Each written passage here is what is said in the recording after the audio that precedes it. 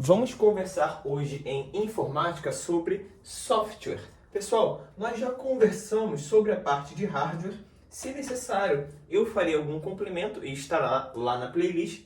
Mas agora vamos iniciar a parte que refere ao software, ou seja, a parte lógica ou abstrata de um computador. Aquilo que você não consegue tocar, não só de computador, tá? Do seu celular, do seu tablet, do seu notebook, da sua televisão, de um monte de aparelhos que existem por aí, legal?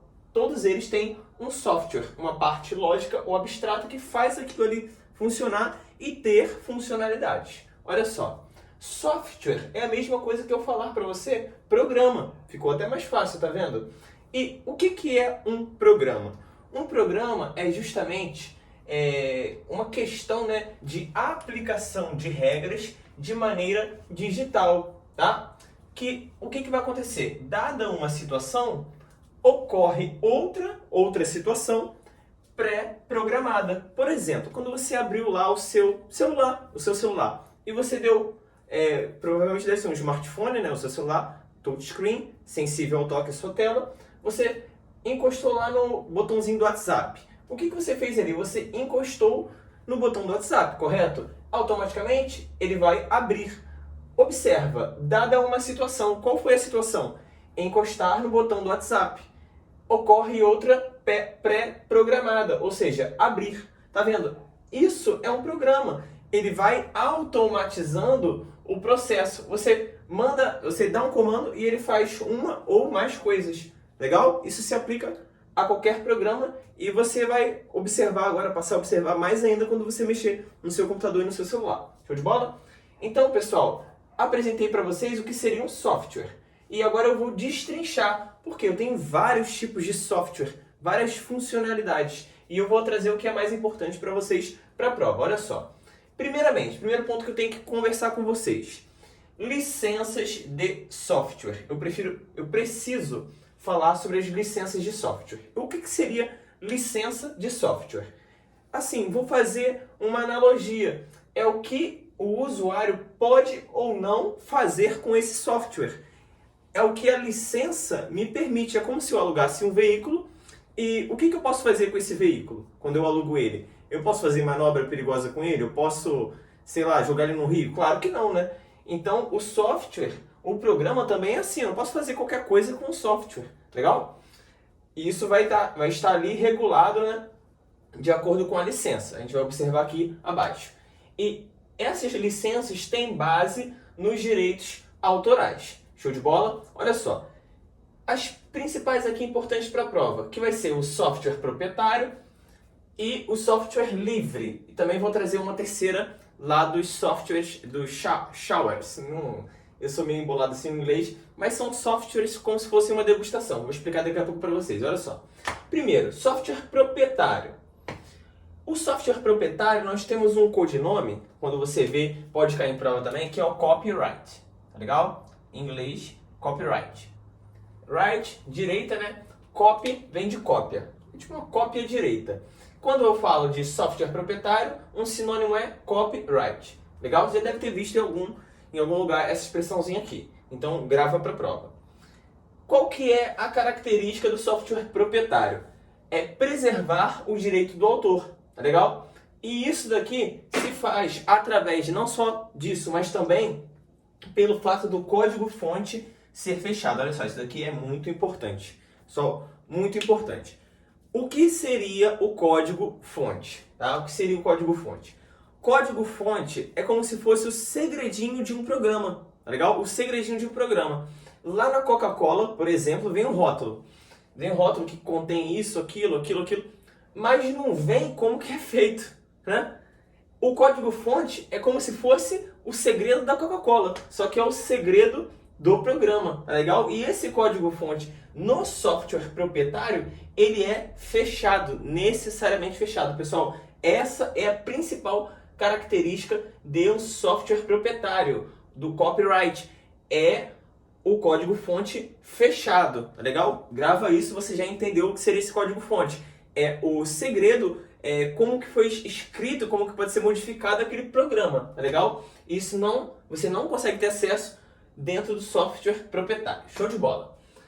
Esses softwares proprietários, eles podem ser gratuitos ou pagos. Por que eu tenho que falar isso para você? Porque a maioria, o mais usual assim pra gente, é que ele seja pago.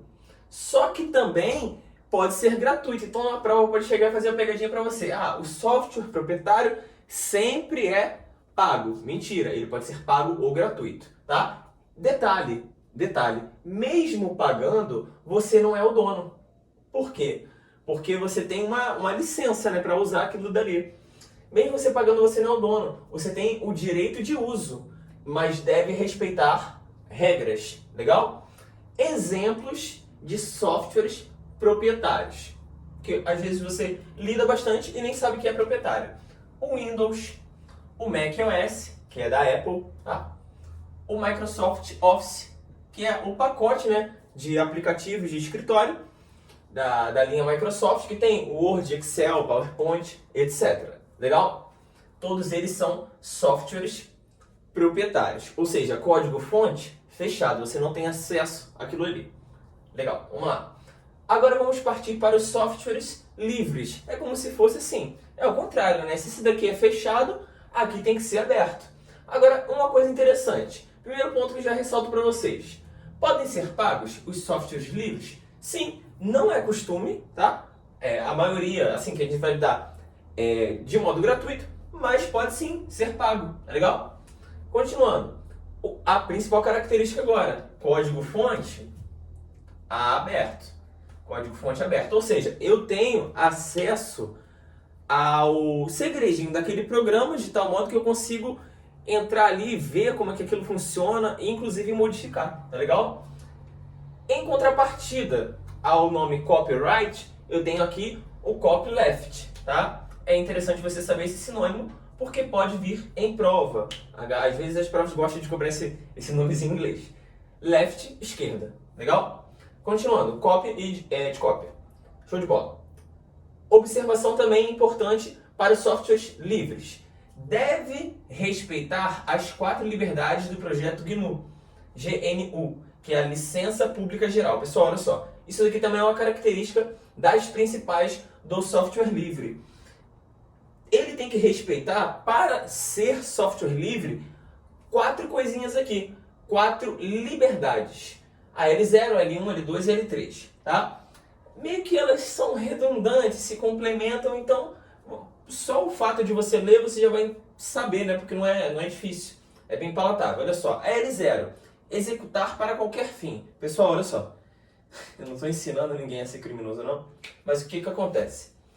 O software proprietário, se eu, por exemplo, usar chutar aí o Microsoft Word para fazer uma ação criminosa, dependendo do que esteja escrito lá na licença, eu ainda posso levar um processo dos produtores daquele programa, da Microsoft, no caso, dependendo do que estiver escrito na licença que você aceitou.